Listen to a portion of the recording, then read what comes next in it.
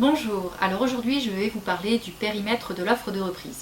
Alors vous avez peut-être envie de racheter une entreprise ou un actif à la barre du tribunal de commerce dans le cadre d'une procédure collective.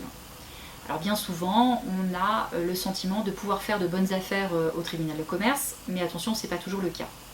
Il faut être assez rigoureux dans la présentation de son offre et bien préciser les éléments d'actifs que vous reprenez et également les contrats qui sont repris pour éviter d'avoir à vous retrouver à payer un certain nombre de passifs supplémentaires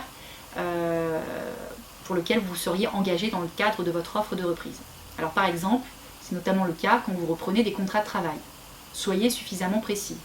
Si vous reprenez un contrat de travail, est-ce que vous reprenez également le paiement des congés payés qui auraient été acquis antérieurement à votre offre de reprise? C'est important de l'indiquer parce que parfois on peut se retrouver avec des surprises, de mauvaises surprises et ne pas avoir calculé exactement le coût que représentait la reprise au total d'un contrat de travail. Donc ça, c'est important de le faire. Si vous avez par exemple envie de faire des travaux qui peuvent durer plusieurs mois, alors je pense notamment dans le cadre d'une boutique ou d'un restaurant, et que vous avez prévu de faire des travaux par exemple pendant 3 mois, ce n'est peut-être pas judicieux de reprendre l'intégralité des contrats de travail, parce qu'il faudra régler les salaires le temps des travaux.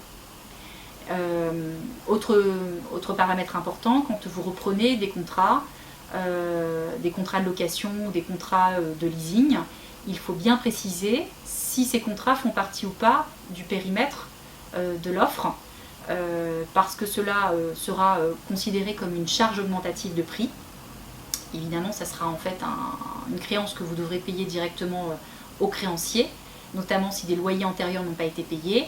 Donc tout cela doit se calculer dans le cadre de votre offre de reprise.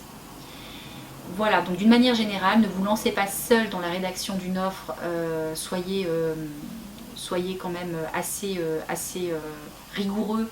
Notamment, vous pouvez consulter le dossier complet auprès de l'administrateur judiciaire, demandez en tout cas à ce qu'on vous fournisse une copie des contrats, une copie du bilan, des contrats de travail également, avant de pouvoir rédiger une offre en bonne et due forme.